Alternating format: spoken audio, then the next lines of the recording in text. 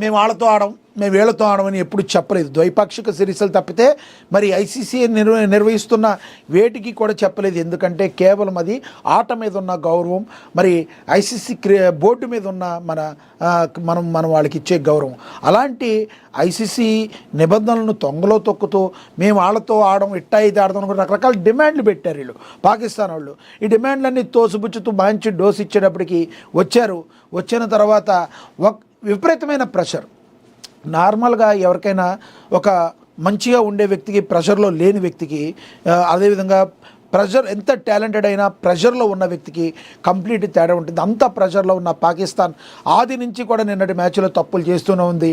Toss గెలిచిన తర్వాత ఇలాంటి డూ ఆర్ డై మ్యాచ్, ఇంత ప్రెషర్ మ్యాచ్లో ఎప్పుడైనా కూడా బోర్డు మీద మరి కంపల్సరీ రన్స్ పెట్టాలి. మరి దాన్ని డిఫెండ్ చేసుకోవడం, ఇది చేజింగ్ చేయటం అంటే చాలా కష్టంగా మారుతుంది. అలాంటి పరిస్థితుల్లో మంచి అవకాశాన్ని పోగొట్టుకుని మరి మరొక్కసారి తమ బుద్ధి శూన్యం అనిపించుకోవటానికి మరి బౌలింగ్కి తీసుకుంది. ఏదో చేసేద్దాం అనుకుంది. అది ప్రేమదాస స్టేడియం, శ్రీలంక. మరి ఆది నుంచి కూడా శ్రీలంక స్టేడియం అంటే అది ఆన్ సైడ్ విపరీతంగా లాంగ్ ఉంటుంది. మరి అక్కడ రన్స్ చేయడం కూడా అంత ఈజీ కాదు. అలాంటి గ్రౌండ్లో మరి వీళ్ళందరూ కూడా మన ఇండియన్ ప్లేయర్స్ని టార్గెట్గా చేసుకున్నారు. గతంలో అభిషేక్ శర్మ చేసిన విధ్వంసాన్ని గుర్తుపెట్టుకున్న పాకిస్తాన్ అభిషేక్ శర్మని టార్గెట్ అయితే చేసింది. ఎటువంటి పరిస్థితుల్లో అభిషేక్ శర్మ ఏ విధంగా చేయాలనుకుంది అందులో సక్సీడ్ అయింది. అభిషేక్ శర్మ మరి డకౌట్గా వెళ్ళిపోయాడు.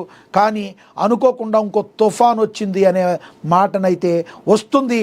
ఆ తుఫాన్ మరి పాకిస్తాన్ యొక్క విజయాన్ని మొత్తాన్ని గండి కొడుతూ అమాంతం మరి మొత్తాన్ని కూడా తన వైపుకు లాగేసుకుంటుందని వాళ్ళు ఊహించకపోయారు.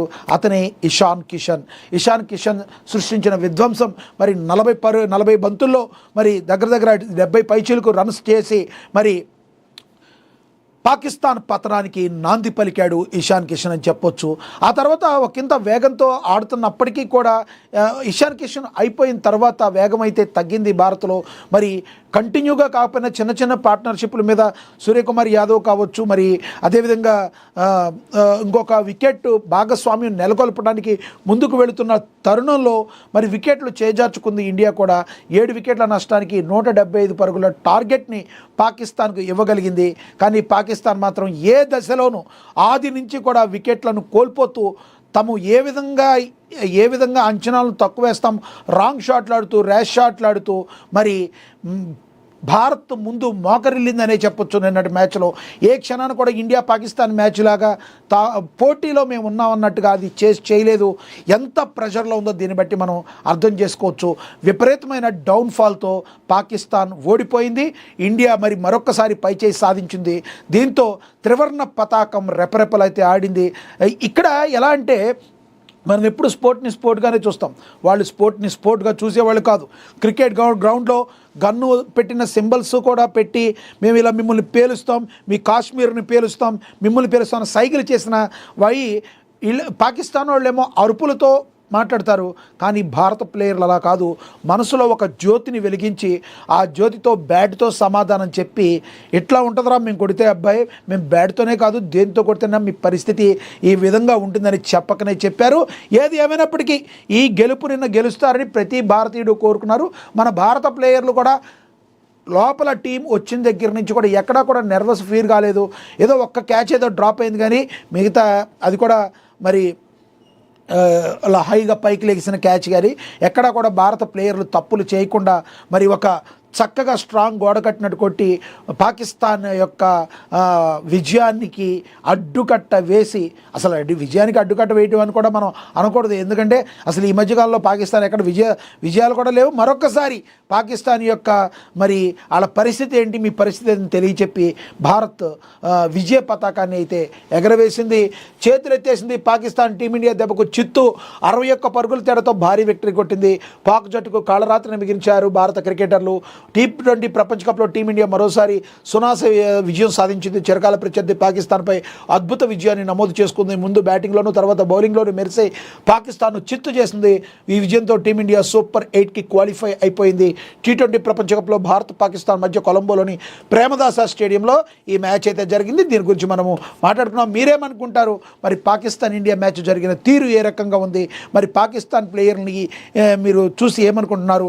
ఇండియా ఏ విధంగా మరి ఆడిందని మీరు అనుకుంటున్నారు? కామెంట్ బాక్స్ రూపంలో కామెంట్ అయితే చేయండి. ఇక అదేవిధంగా